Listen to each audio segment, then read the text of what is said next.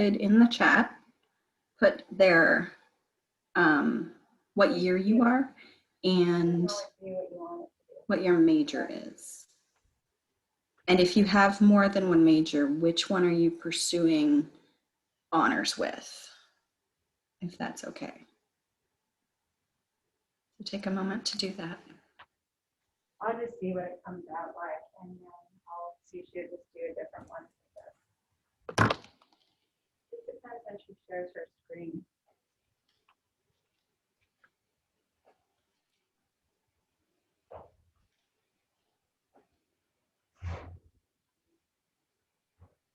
Waiting on a few more. Okay, while I'm waiting for that, what I'm going to do, the purpose of today's I just wanted to lunch and learn, we'll call it, even though I already ate my lunch,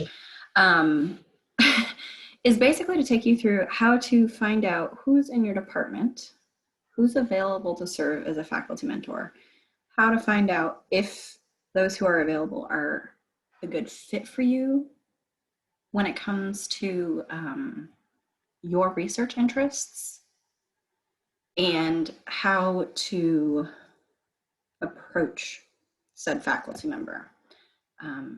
Really surprised to see that there aren't any bio majors, but I do have one psychology showing up here. And one thing I want to just kind of speak to about that is in some majors, there are simply not enough faculty members to serve as mentors when it comes time to write your thesis. So in those departments, it's really important to start thinking about it early, and then figuring out who is the best fit for you and how to approach them. Because as a freshman, chances are you haven't taken much, if anything, in your major beyond maybe the most basic courses at this point. So you don't really have a feel for who you like as a faculty member in the department. And honestly, you may not as sophomores either. So how can we figure out who might be a good fit for you?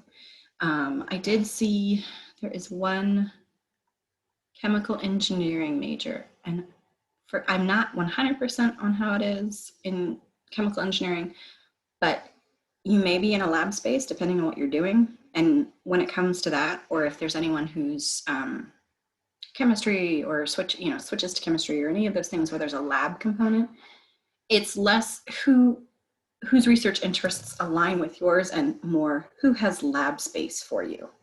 So for those of you who are in open majors, history, kinesiology, exercise science is one where we do have lab situations, but it's different than the laboratory experiences that I presume most of the biology students would have, or chemistry students.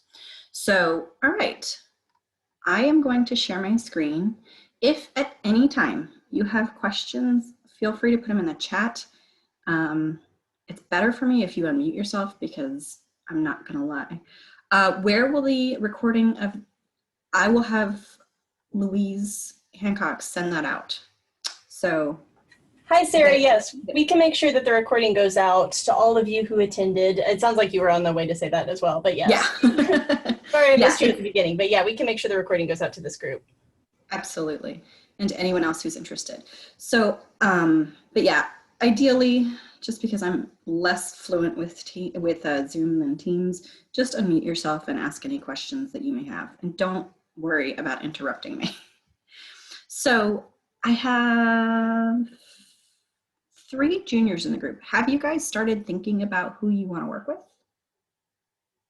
I've got a few people I can see, so you can, yes. I have, but like very, very briefly, just because I kind of don't know where to start, or like I also don't have like a solid idea of what I want my thesis to be about, so I don't want to approach somebody and have them not think that I know what I'm doing. That is completely fair. I get that. So the first piece of advice is, if you don't know what you want to write about, see what everybody else is interested in, because research is not going to be the least bit enjoyable or fulfilling if you hate what you're doing. The problem with majors like history or psychology or anything is the world is your oyster, and that means you could conceivably write about just about anything with these majors where you don't have a lab component. And that's a bigger problem than I think most people realize. I think that's half the battle when it comes to writing a thesis, is just landing on a topic. So we will address that. What I'm going to do now is I am going to share my screen. And at this point, like I said, please unmute yourself so that I can keep up with any questions.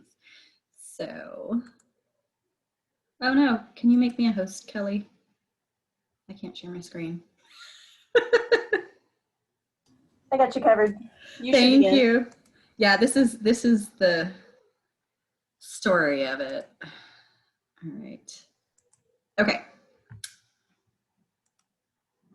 Can everybody see the university library's homepage? Okay, we're gonna leave this. You don't need the library at this exact moment. What you need is to go to the university's homepage. Because even as a junior, you may not know everybody in your various departments. So because Michaela, you have to leave, we'll start with your major and we'll just get an idea. So we can go to academics, go to your appropriate college. We'll click in Fulbright and we'll go directly to the history department.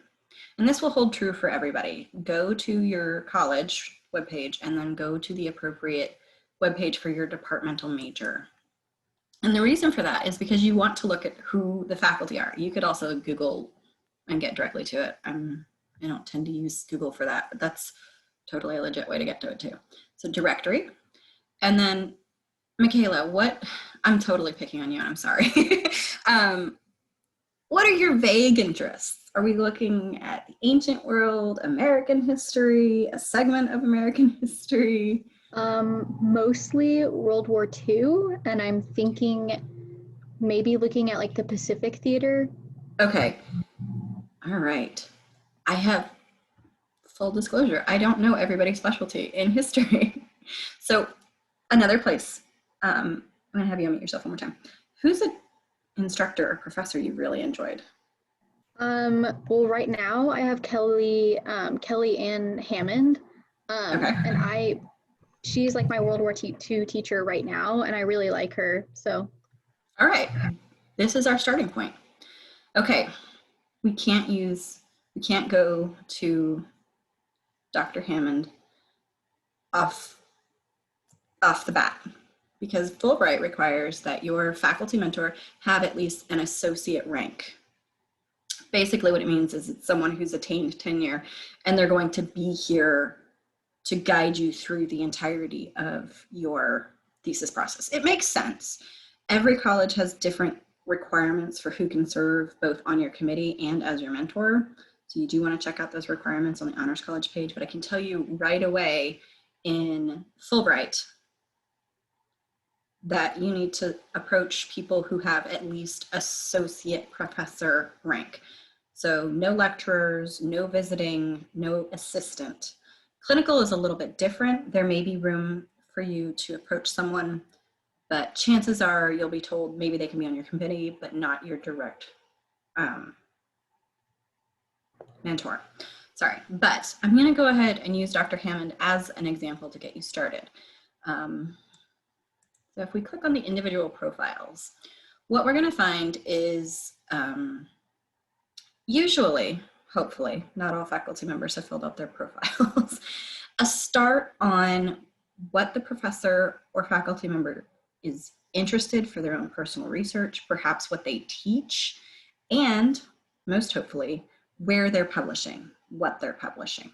So Dr. Hammond has us listing here. She's got the name of her book, which is good, that's helpful. But we also want to see if she's gotten, I'm reading through this real quickly, if they list what journals they publish in. And the reason for that is before you go approaching someone, especially if it's someone you don't have a relationship with as a student faculty member, like you've never had them teaching you, you want to be able to speak to their research with some knowledge. You do not, absolutely do not need to be the expert. But if you can find one or two of the articles that really kind of fit your interest, then you're going to be able to speak to the speak to why you think this would be a beneficial relationship for both you and the faculty member a lot more authoritatively. You know, you don't want to just be like, hey, you, I need a mentor. Obviously, that's not going to work for a variety of reasons, but it will allow you to go, okay, I'm really interested in the work that you've done talking about, you know, the Pacific Theater in World War II specifically, and then because the Pacific Theater was huge, right? So obviously, maybe there's been a lot of research on, you know, and publication on the Battle of Midway and Guadalajara. I can't remember all of them now, and that kind of thing, and being able to specifically address what that faculty member does with their own research. What are they interested in? And I'm not saying that you need to kind of bend your research interests to fit a faculty member. We may have to extrapolate and be like, okay, well, this is close. It's not 100%, but it may also be beneficial to you. So in this instance, Dr. Hammond is a no-go, but because she's still at the lower rank of the faculty scale. So we would just, I was also wondering, so I'm like departmental honors. How does that affect like what I'm doing at all for my thesis? I don't think it does. If you're required to write a thesis for either departmental or collegiate, you know, college honors, it's a thesis. Every department and even every faculty member is going to have their own requirements and recommendations for how long your thesis needs to be, how thoroughly researched, what kind of question you're answering, that kind of stuff. And that's one of those one-on-one discussion points that you definitely need to have with your mentor when it comes to actually tailoring your thesis. What I'm here for, if you don't already have a relationship with your subject librarians, which I don't expect everybody does, and that's totally fine. If you do, ignore me, you know, go straight to him or her. But if you don't have a relationship with the departmental or the major librarian, you can always come to me and be like, I have got this idea and I have this much of it fleshed out, and my mentor thinks it's a good direction. Can you help me build it? Or alternatively, it's too big. I need to scope it to something I can write a thesis about. And that's where I can come in and help, especially if you have a mentor who has several students that they're working with at any given time on their own theses. You've got a built-in tool, you may or may not know, in the libraries to help you scope theses and better align topics so that it's not a doctoral piece of work, but actually just undergraduate honors thesis. You don't have to write 150 pages. That's not a thing, not for this level. Excuse me. So making sure that you've got the good fit and getting additional guidance. So we'll just back out real quick.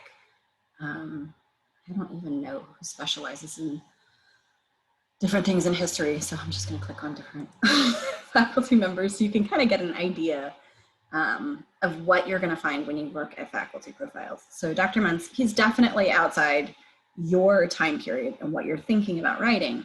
But you can see he's got his education, which isn't particularly helpful, and he's got some books, right? But he's also providing citations. They're not full citations, but it's enough for us to work with to get to them. With the case of Dr. Hammond, if she was someone who we could fully approach to take the lead on the project, when they don't list their faculty publications beyond the books, finding things can be really tricky. And that's one of the things that I'm here today to show you guys how to do. In Dr. Muntz's case, we've at least got some information. But for Dr. Hammond, I don't have anything other than her name, really. So what you would want to do is, if you're on the library's homepage, you can do a couple of different things to tailor your search to looking for it. First, you can just email Dr. Hammond for like, hey, can you send me a list of your journal publications? That sounds like a weird request, and I'm not sure if personally as a student to me that seems kind of vague and weird, but it's not a bad thing to do. Sometimes they also on these profiles have lists, links to their CVs. They just don't fill this out.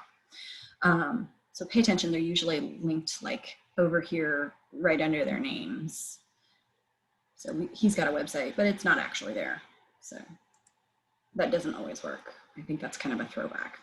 But what you can do is you can say, okay, well, I want to see Dr. Hammond's papers. And you can go, all right, I want to go to history databases. And let's see, we're going to start in JSTOR. JSTOR is a good broad database that will have a lot of stuff. And most people don't ever look beyond this front page, and that's fine usually. But when you have a little bit more work you have to do, make the database do the work for you. So go to advanced search, first thing. Put in the author.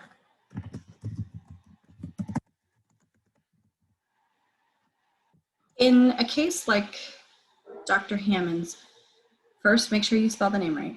That's always critical. And two, make sure that if you've got a full first name, to put it down. And the reason for that is I have no idea how many things we'll get back with just K Hammond. That's probably more than we need. But we can then specify or two. We're going to search all fields, right? We're going to leave it really simple. Oh, that was the wrong button. All right, we got one hit, which is fine. One is totally fine. How many do you need to read to be able to speak to a faculty member? Maybe two, right? We're halfway there. We got one. And we can make sure that we've got discussion about World War II, but it looks like she's talking less about what's happening in the Pacific Theater than what's happening stateside, because we see the location of it, like where she published it, Arkansas Historical Quarterly, and knowing that Arkansas had a internment camp for Japanese citizens, it's probably outside the realm of what we're looking for.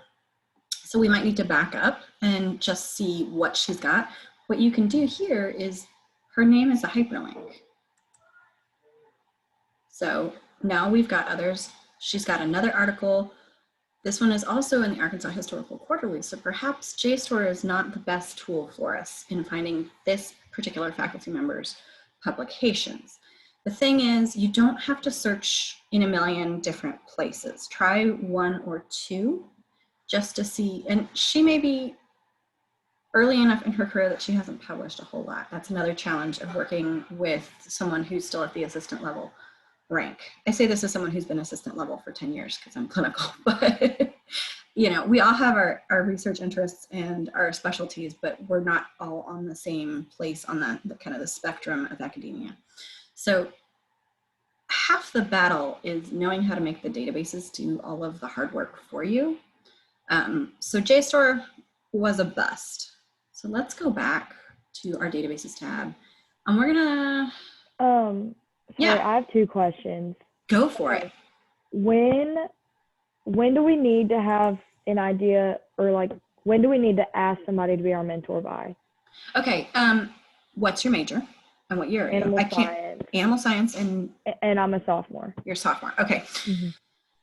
The first thing to kind of start getting ideas about that is to look at, under the current students portion in the Honors College webpage, what the thesis timelines are for your college. So every college is going to operate on slightly different timelines.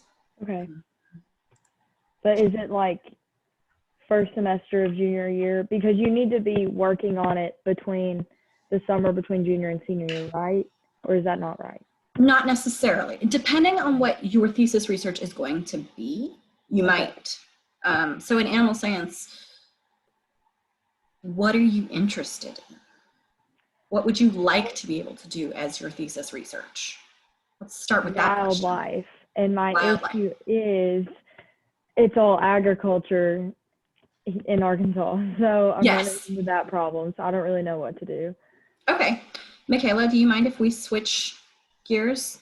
If you have more questions, absolutely follow up with me though. I will put my email in the chat. I don't know.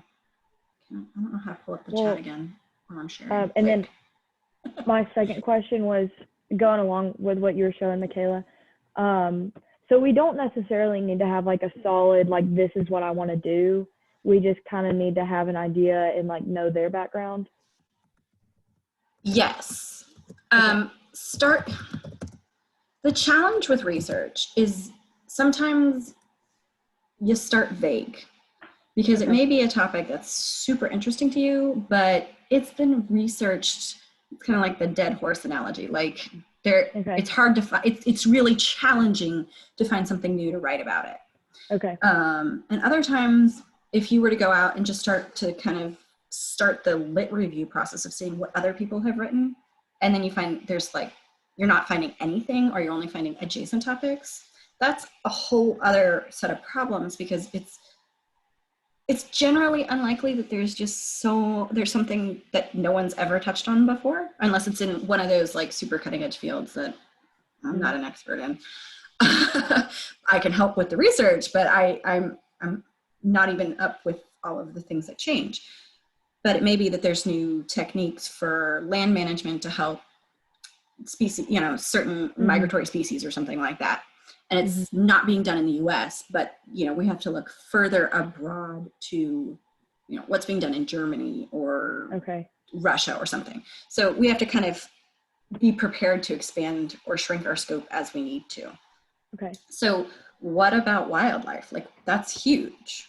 I don't know. I really have no idea. Like, freshman year, I was kind of looking into it just to see where I wanted to go. And I mean, there's so many different things that you could do in bumpers. So, I mean, I don't know. I just haven't really had any direction yet. So I'm trying to get that before I'm just scrambling. Okay. No, that's completely legitimate. Let me ask you another question. What are your plans post University of Arkansas? Do you have any? Yes, vet school, and then I want to work in wildlife conservation. Okay. All right. So that actually helps with potentially coming up with topics and also finding mentors. If your major is more just finding a fit, because we don't have a vet program in Arkansas at all, you're kind of having to squidge the details to get to the next step and what you want to do. That's totally a legitimate way to find a faculty member and to then kind of proceed to possible research topics.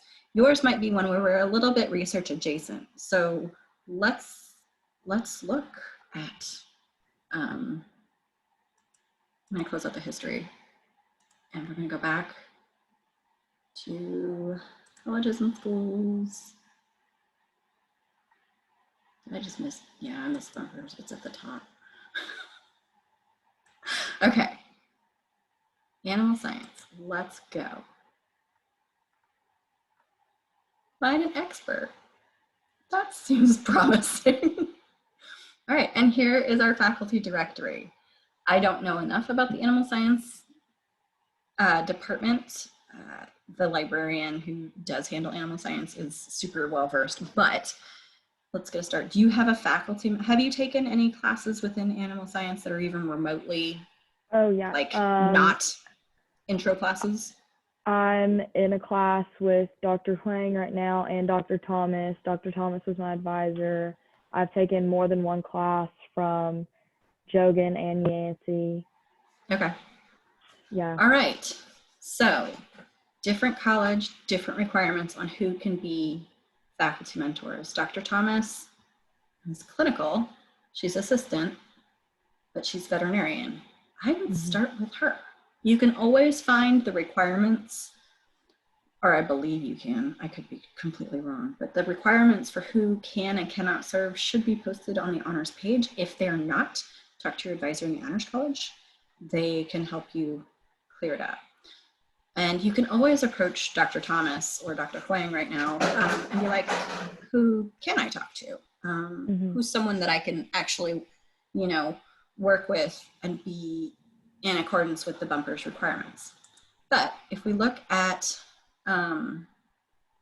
Dr. Thomas's, so she doesn't have anything listed right away, not obviously, but under her name, she does have a CV.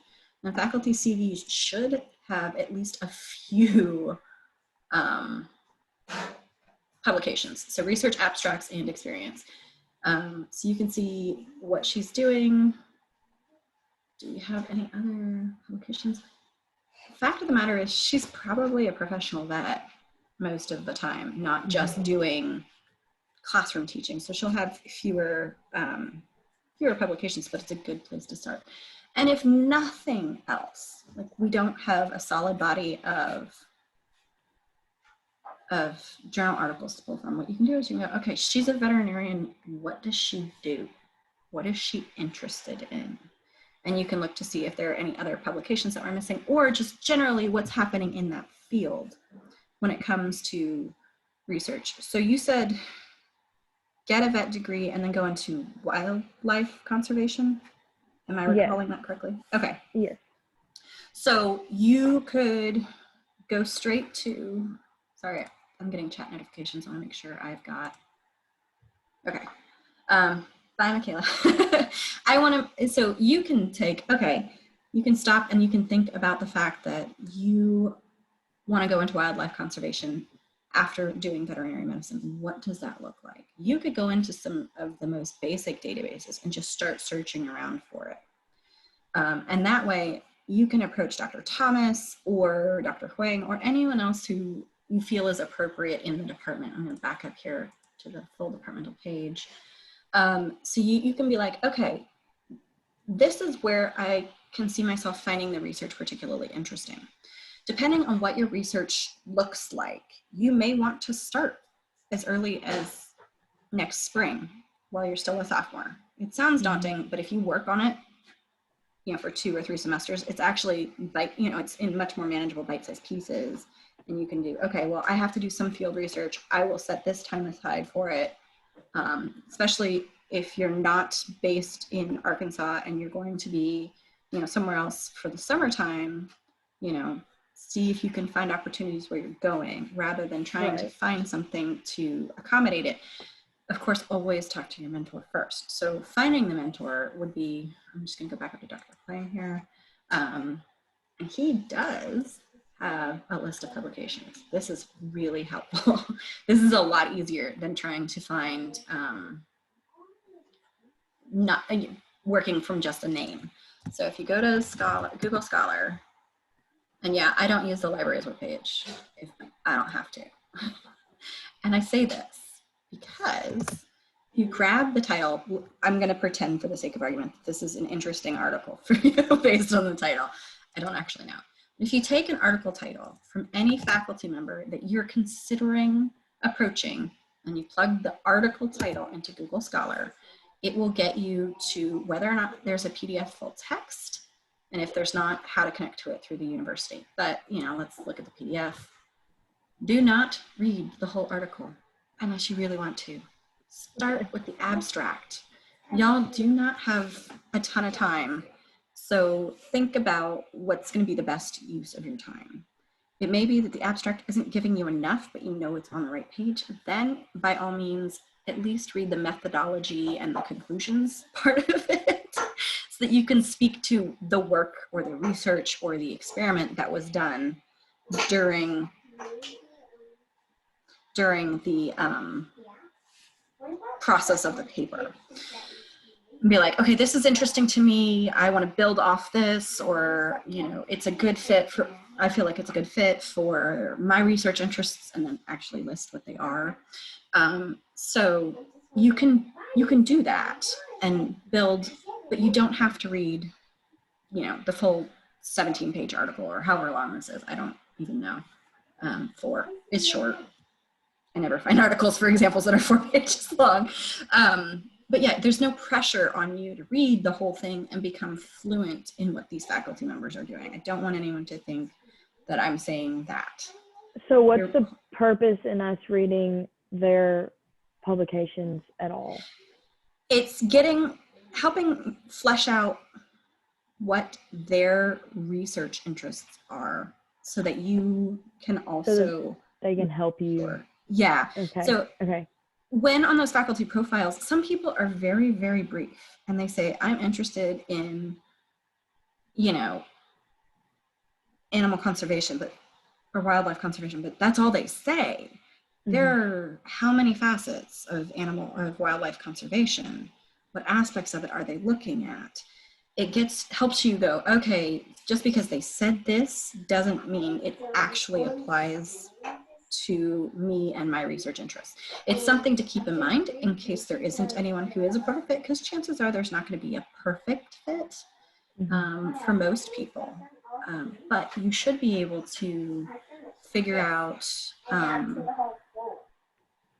hold on one second, I'm going to mute myself. And I was wondering, would it be a terrible idea to try and see maybe what the study abroad bumpers faculty is looking at? My apologies. Can you say that again? That's okay. I was just wondering so we have like study abroad faculty within bumpers, and I was wondering if it would be a terrible idea to contact them, since like most of the wildlife programs aren't here. That's a totally solid way to start. Okay. If you're going to be reaching out to faculty like that, it's better to try and have some idea formed of what you'd like to do. And if that's the case, forget looking up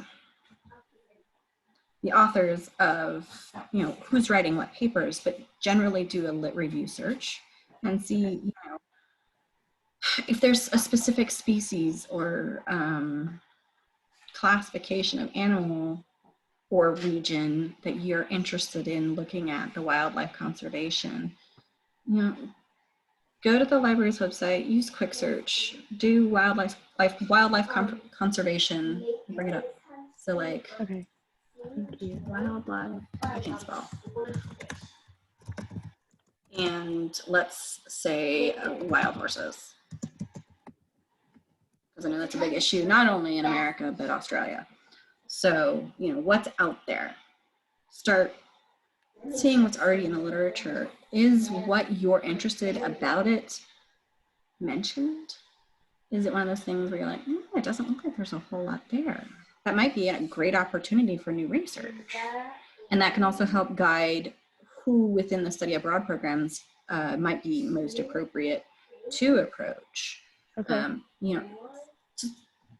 There are a lot of different ways to come up with an idea for a thesis and then find a mentor who's going to be a good fit for you. Some people, with history, you can just be like, I know I want to write about the Industrial Revolution. I need, but I want to write about the Industrial Revolution in mainland Europe and not. How do we get the professor's attention? I'm going to get to that. That's part of what I'm talking to now. So you figure out who you'd like to work with. Always have a backup just in case, because there's a lot of things that we can't see when we are looking at articles and that kind of thing. But what you want to do is you want to reach out to the faculty member, send them an email, right? Don't just like show up at office hours necessarily. Send them an email. Lay out that you've done at least the groundwork, that you've thought about what you would like to do your thesis on. It does not need to be a fully formed idea. You do not need a hypothesis. You do not need a thesis statement that you're already working with. If you have it, great. But that's not a requirement, because different students will approach faculty members at different stages in the game, and the thesis or whatever the final product is could completely change. So Mary Claire, I don't know which one. Is it Mary or Mary Claire? But Mary Claire. Okay. That's okay. Thank you. So in your case, what you would probably want to do is email maybe one or two of the study abroad professors who are doing the kind of work or in the locations where the kind of work that you are interested in are happening, and just be like, hi, my name's Mary Claire. I'm a sophomore animal science major. My plans for the future include going on to veterinary school and then working ultimately in wildlife management. I am, make sure you say you're an honor student. You're like, I'm really interested in writing a thesis, possibly, talking about X, Y, and Z. You're like, I feel like you might be a good fit. Would you be willing to continue this conversation with me? Then provide a couple of times you're available to talk to the professor, if they're available to meet in person or some other way to have a conversation, Skype, Zoom, Teams, whatever, given the current set of normal that we live under. So that you and the professor or the instructor or the faculty member are able to actually connect and talk it out. If you reach out to someone who is ultimately not a good fit, that is not a bad thing, because he or she is likely to be able to refer you to someone who is a better fit. Or if they have to pass on the opportunity to work with you because they have too many students under them already. That is another thing that happens.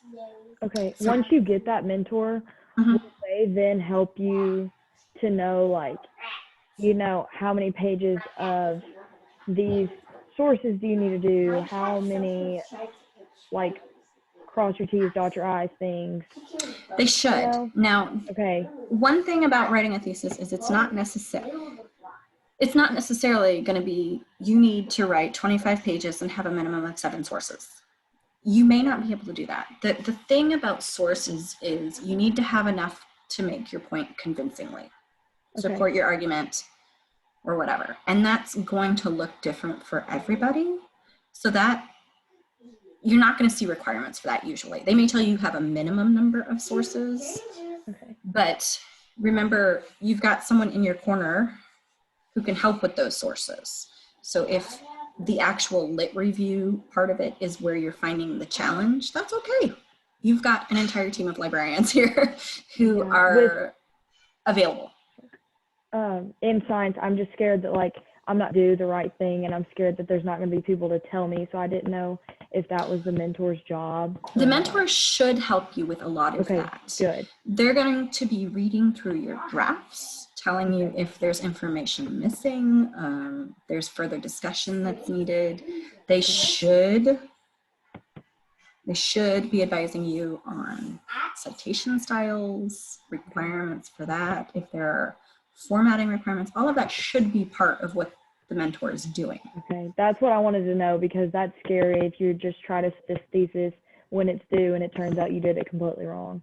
At no point should any student get to the place in their thesis research where they're turning it in only to have it rejected because they did something majorly wrong. That is not on you. That would be on your mentor. Awesome. Yeah, because honestly, that's what they're supposed to be helping you with. Okay. They should be guiding you on how to write a well-researched paper, like not just like a well-researched paper, but like a fully formed thesis idea that you have fleshed out and discussed to the fullest that you can in maybe 40 pages if you were really long-winded. I was just worried that we were going to have to figure out how to do all that on our own. Like if that was going to be totally our responsibility. So, okay. Yeah. All right. I'm going to answer some of the questions that have come up in chat. Brittany, did you feel like that answered a little bit of your question about how you get the professor's attention? Being able to speak to a professor's individual research goes a long way. Okay, so we really need to like find out some of their publications, be able to refer back to that in the when we're speaking to them. In the sense that you want it to refer back to also your own research interests, if at all possible. With kinesiology, I had to scroll back up in chat to check your major. In kinesiology, I know that there are some faculty members who work in like the human performance labs and stuff like that. So it may be just that you need a spot with a faculty member. But if you have more flexibility in choosing, I feel like there's a little bit of competition getting in with faculty in kinesiology simply because it's a growing major on campus. Depending on what you want to do, ideally you want to find someone whose research fits your interests as much as possible. But you also want to be able to speak to why you think working with them would be good. Their research specifically supports what you'd like to do.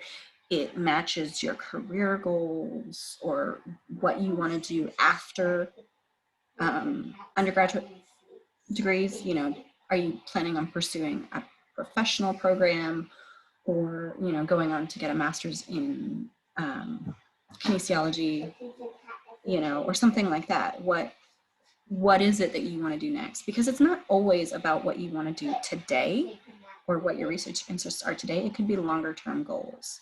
So being able to look at a faculty member's research and be like, everyone likes to have a little bit of praise, right?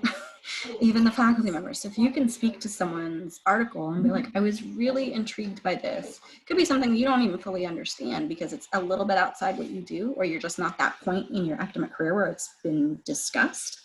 So being able to look to a faculty member's research and speak to it with some knowledge.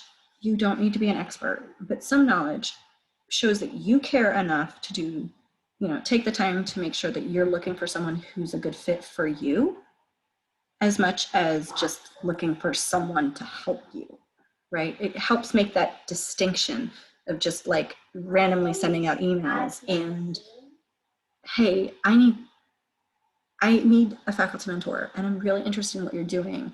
It could just be like one or two sentences where you're like, the research that you did, on this article was extremely interesting to me and I would enjoy learning more about it, or pursuing something similar with my own thesis research, trying to make it clear that you know who you're wanting to work with, instead of what comes to mind are those like totally generic boilerplate reference letters that some employers will generate for people, and they just like literally copy and paste a different name in for each one, and they all say the same thing basically. You want to be able to differentiate yourself, be like, hey, I can actually speak to, I know what you're doing, I know what you're interested in, what catches your engagement. Does that make sense? Okay, like I said, you really don't need to read everything that an author or a faculty member has ever written. No one's got time for that. But if you can look at one or two articles, just get an idea of what they're doing and what is happening in the field by and large is really helpful. Okay, Terrell, what is the deadline for having an official thesis outlined?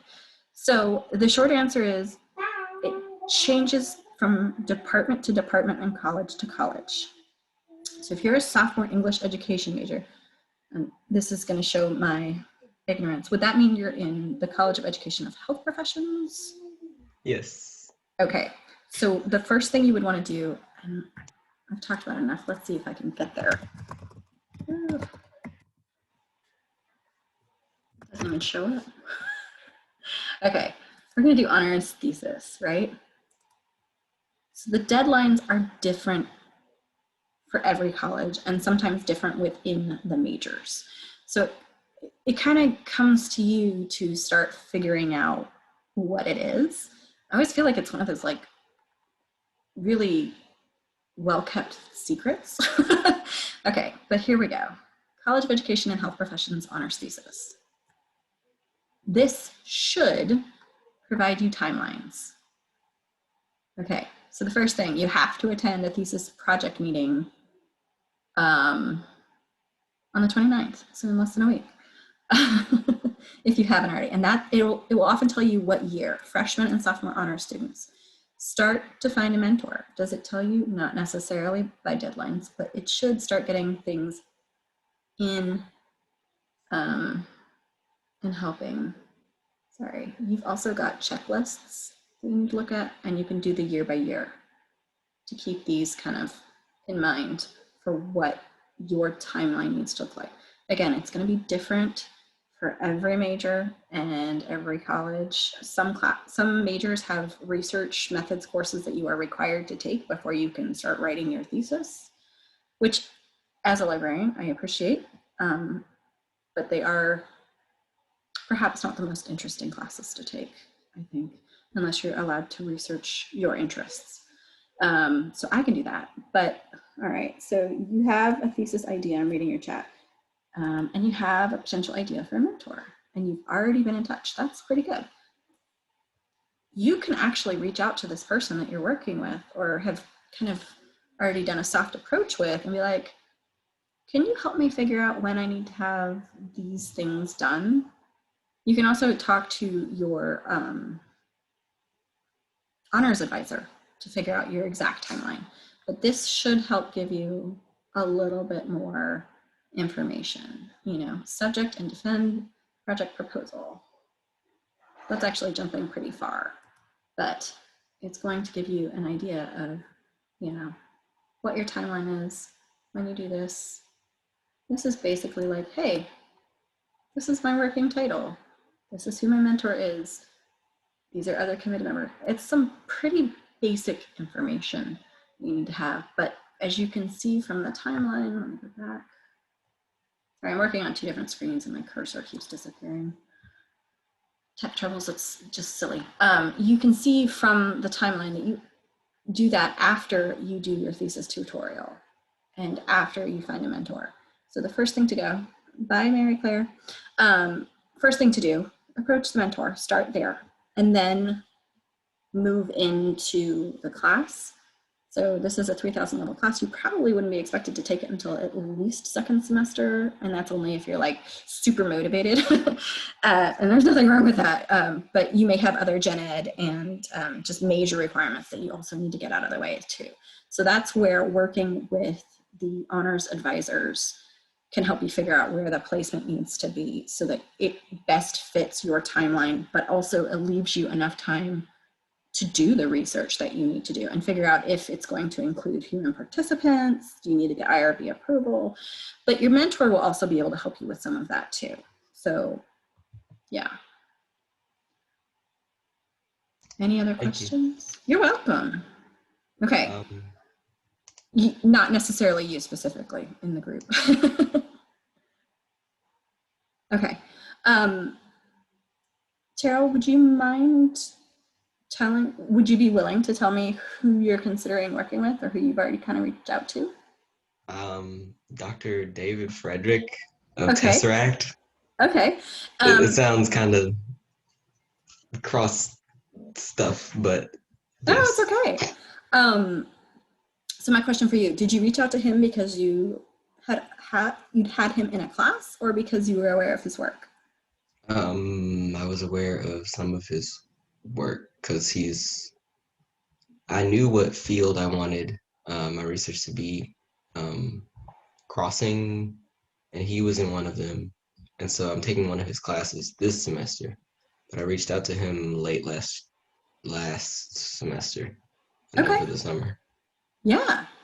So there's a couple, like with your example, there's a couple of different ways to reach out to faculty members and figure out where you'd like to go with your research.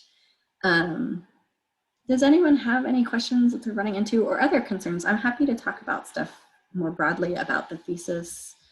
What's a thesis committee? A thesis committee is who's going to be there for your defense. Who are you defending to? Who are the experts that you get to kind of choose who you're defending your thesis to.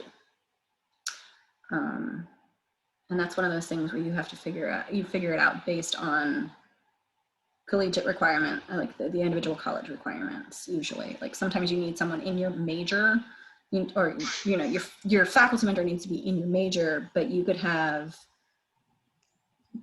someone on your committee from another major within the college.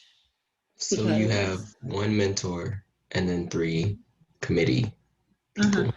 Okay. Yeah. And that's those are the people who are going to be in the room where it happens, as it were, when you do the defense. Because one of the helpful things, I think, honestly, about the thesis process here is that you have a defense. So, you're going to become the local expert on whatever it is you're doing, and you're just going to talk about it with them and answer questions. And if you've done your research thoroughly, you're well prepared. It's not going to be, it sounds daunting, totally. I wouldn't actually want to have to do it myself. But it's actually not as bad as you probably anticipated being, beyond the issue of basically public speaking, because you're the expert.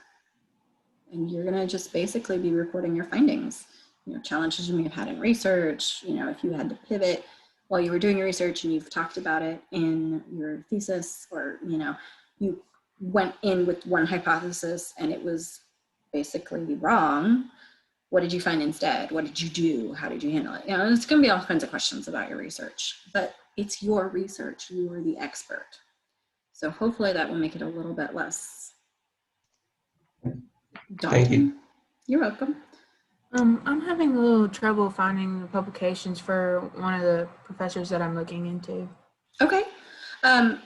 Would you mind sharing who? And I'll see what I can do. Dr. Gano. Okay. Give me 2 seconds to catch up to you. You are in kinesiology. I'm going to just keep reminding myself about that.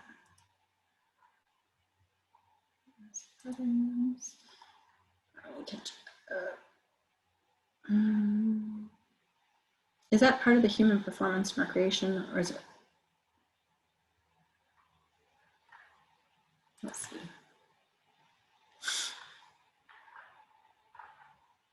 No, hold on.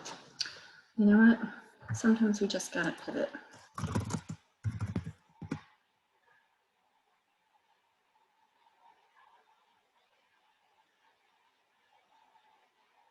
Let's start here.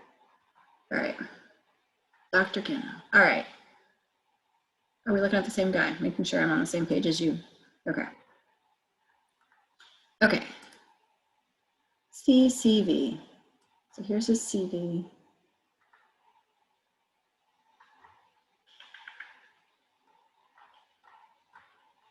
Let's see if I can find his publications. They should be listed. He's got a long CV.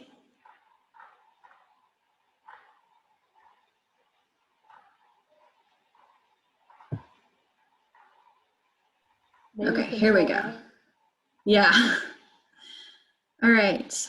So if we go far enough down his document, we can see what he has done. Some things to pay attention to, he has listed in press, so that means they haven't actually become published journal articles yet. There's no volume issue information. So you do want to look for things that have actually been published. The other option is if the articles that are there that are listed, you look at and you're like, no, the in-press ones are more interesting to me or more engaging. You can actually take the subject matter of that, let's see, effect of a cooling kit on physiology and performance and heat. I do a basic search in the databases for cooling kit and exercise and heat, you know, like look at the larger research that's out there. If that's where your particular interest lies, you're not limited to the things that have actually been published. You can look at the larger list of publications, and depending on the last time this was updated, I didn't notice an updated date on it. These things may actually be out now, so you could do that. But with, let's see, we're gonna look at number 7 here. In order to get to it, sometimes people are really helpful and they give us useful links. Sometimes we have to do a little bit of the work ourselves. But so the effect of passive heat stress and exercise, we've got full text straight to it. It's just a matter of being able to kind of navigate to where they've kind of hidden their list of publications. They are not always, to be completely honest, I don't think I've ever seen a CV this long. But it's a CV, it's not just like applying for a job, which is mostly what I look at in the library world. So, you know, there's a lot out there and you're able to see how recently it's done. So, you know, if you can even potentially track whether or not his research interests have shifted to, kind of thing. So hopefully that will get you into finding articles that are closer to what you're interested in. If there is a closer kind of thing that you can do and just go from that point. Do we have other questions at this point? Because I feel like sometimes it's more helpful to give specific examples rather than just talk in vagaries. So my major is mathematics, and yes, I saw that. And I find it really difficult to understand the research that the faculty are doing because it's so beyond my level at the moment. And I feel like to even like be introduced to their topics, it would be like junior or senior year, which is kind of late in the process. Yeah. So let me ask you a question. I've worked with one math student specifically, like worked with a math student one-on-one in the past. What are your long-term goals for a math degree? What is this a stepping stone for, if it is a stepping stone? I'm still working out the technical stuff, but I think I would like to take my two interests in mathematics and linguistics and put it together to like work with like developing translation AI. Okay, that's super fascinating. Like, that's really cool. I would start there. See if there's research out there on that kind of thing. Because even if you don't necessarily understand those higher, more technical research projects that the faculty in your department are doing, if you can come in with a pretty fully formed idea, and it sounds, I mean, even just what you said to me is an awesomely solid place to start. You might be able to approach it. And if you look at the math faculty members, look for keywords in their profiles, start with just language. Let me see if I feel like my last experience with the mathematics students and the faculty was that a lot of the faculty work in very abstract mathematics. We just seem to have a lot of that, or at least to me. Math was personally not my strongest point.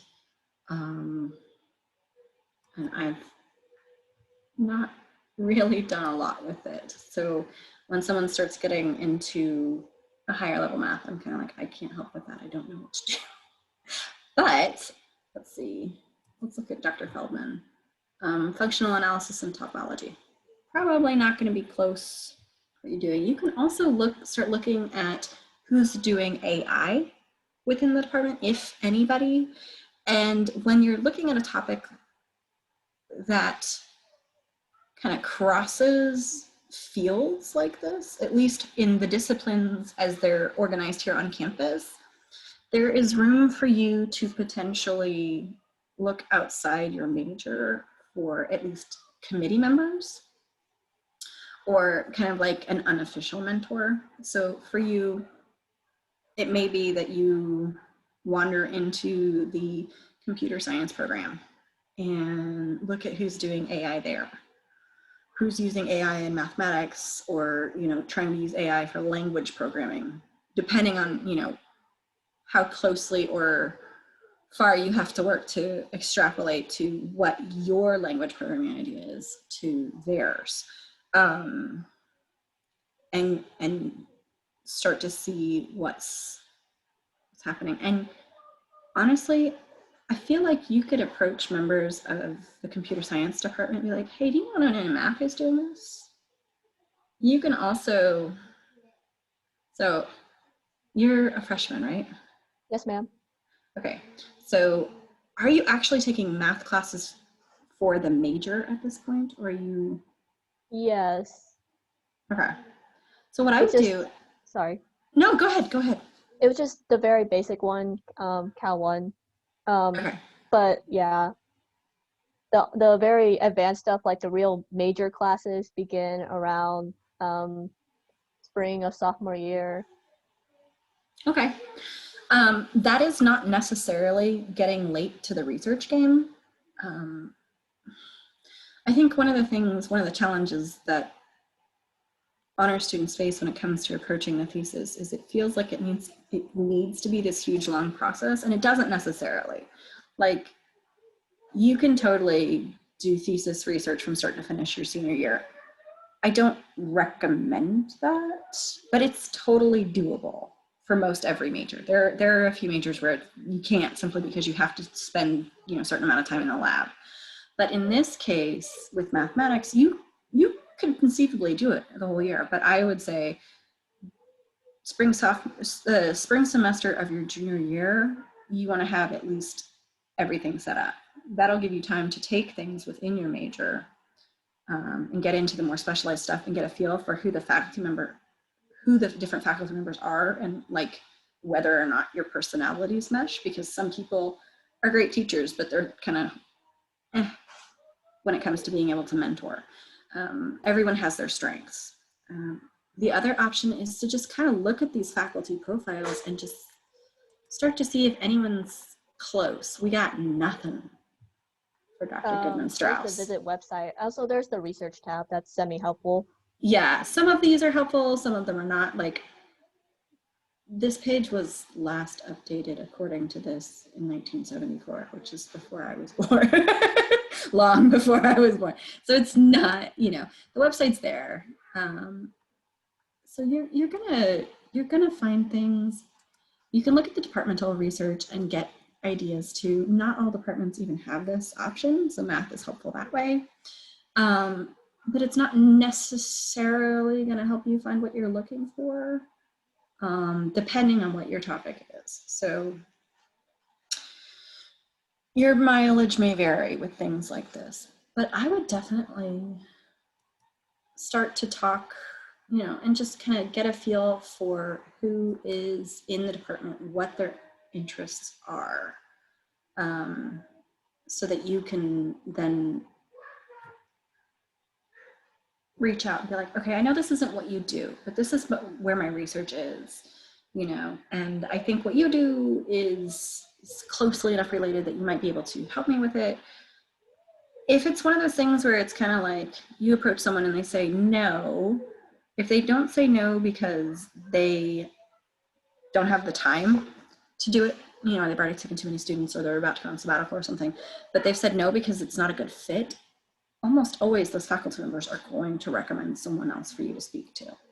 They're not going to leave you without options.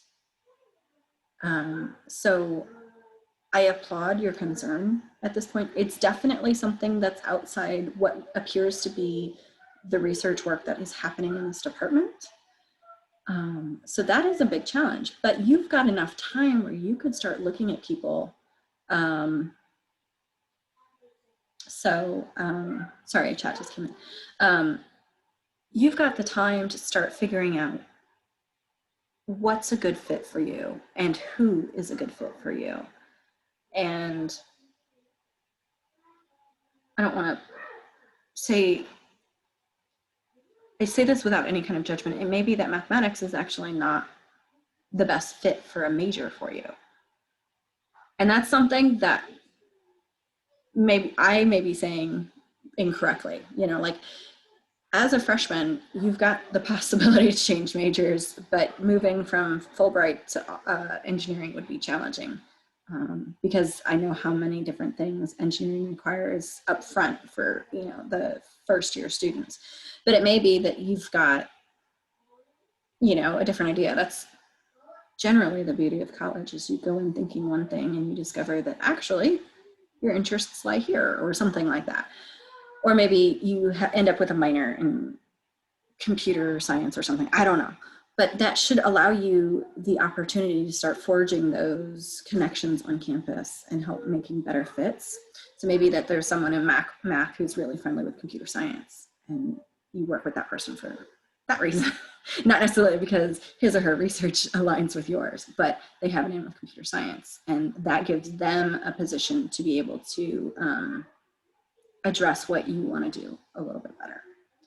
So you've actually got a lot of time to start figuring things out. And I understand the feeling of the time issue and wanting to make sure that you've left yourself enough time. I can solidly say that right now you have more than enough time to figure this out. Don't sit on it and leave it till the last minute. Many students who've heard me talk have heard me say, I wrote my honors thesis the night before it was due. Don't recommend that. Don't be me, basically. But you've got the time to figure this out. The system here is actually built to help you succeed, and you'll have you'll have regular check-ins on where you are in the process, not only in your classes and the credits that you're taking, but where you are along your thesis timeline. So try not to feel too pressured at this point. You've got the space for it. Okay, I'm reading Elizabeth's chat. Okay, Elizabeth, you can feel free to unmute yourself, or you can keep in the chat. What questions or concerns do you have going forward? I see that you need to take the 3901. But like I saw on the page that you had shared when I first joined it, we were supposed to go to some sort of honors meeting our freshman or sophomore year, and I never did either of those. And I was told that I need to start figuring out who I want my mentor to be, and I don't even know what I would want to approach to study, so I don't know how to choose a mentor. And so okay, well, you're in the right place to at least get started and having those kind of thought chains. Were you previously an honors student before you switched to educational studies? Yes, I was honors in engineering. Engineering, okay. Did you attend you didn't go to any of the freshman or sophomore meetings? And if you didn't, the one that was on my screen, and I can pull up again just so you have it, is happening on the 29th. Go. It's going to start laying out the timelines for you. It's pretty low pressure. So it's not going to be one of those things where you have to kind of work through everything. Let me pull it up. Educational questions. You can actually just go through this portal to join the discussion on Teams and get some basic ideas. Now, when it comes to figuring out potential research interests, I don't know quite when you popped into the discussion, but part of the thesis is just figuring out what's interesting to you.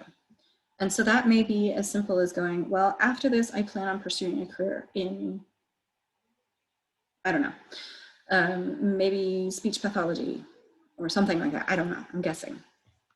Not even guessing, just throwing stuff out there. So you can start to look at the research and what's going on in that professional field. You can look at research that is going on in the larger realm of educational studies and just see what's out there. And when I say look at the research, I mean, go to the library's homepage, the quick search box that loads automatically, put in educational studies. Don't overcomplicate things. One of the things that I find with a lot of students when they're doing research is they feel like they have to have a fully formed idea when they're doing the research. And really, it's actually better to keep things to the lowest common denominator, as it were. You know, you really want to keep the broadest idea you can so that you are getting everything. And it looks like a lot. It could be something that you get returns of like 1 million results, which at first glance is super daunting. Don't stress it. All of the different databases allow you to narrow things down very quickly with very, very little work so that you can get to a certain aspect within a field or specialty very quickly. You know, first thing off, you want to look at peer-reviewed stuff. That's an easy one. That's going to throw out some.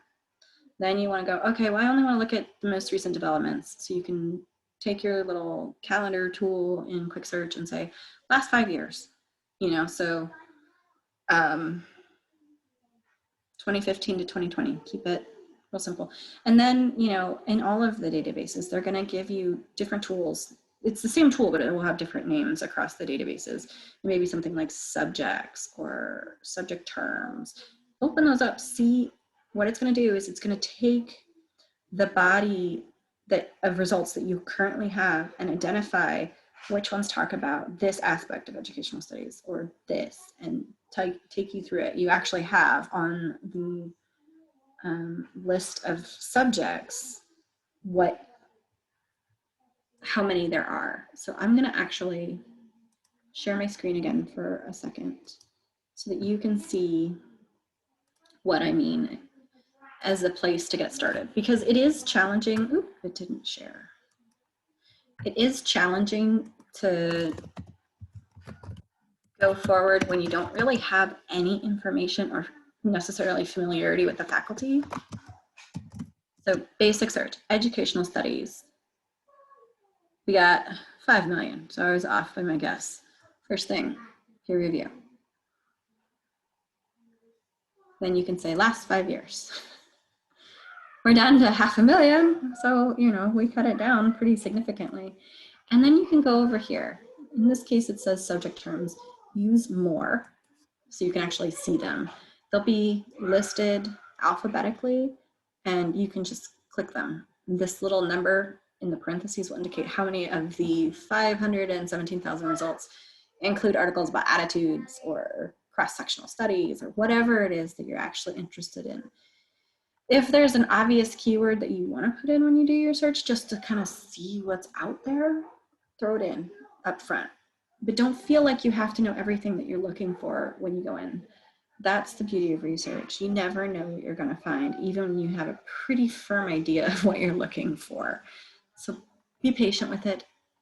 Give it 10, 15 minutes, not a long time. My threshold for research frustration is extremely low, and I want you guys to know that it is, so that when you run into speed bumps or challenges or just you've hit the research wall, that's okay.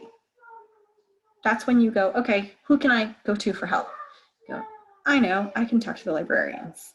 You can always talk to me, even though I am not necessarily, the librarian for every subject on campus. If I can't answer your question, I will refer you to the person who can. But I'm always a solid place to start. So know that is there. Also, how many classes are you taking within educational studies right now? Like specific to your major? I'm taking a lot. This semester I have 3 EDST classes, and then I'm also taking psychology, but then I'm taking discrete math for a math minor, and later I'll be working on my chemistry minor. All right, so you already have a pretty full plate.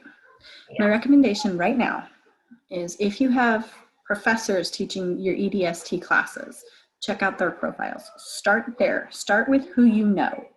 See if their research interests spark any interest for you.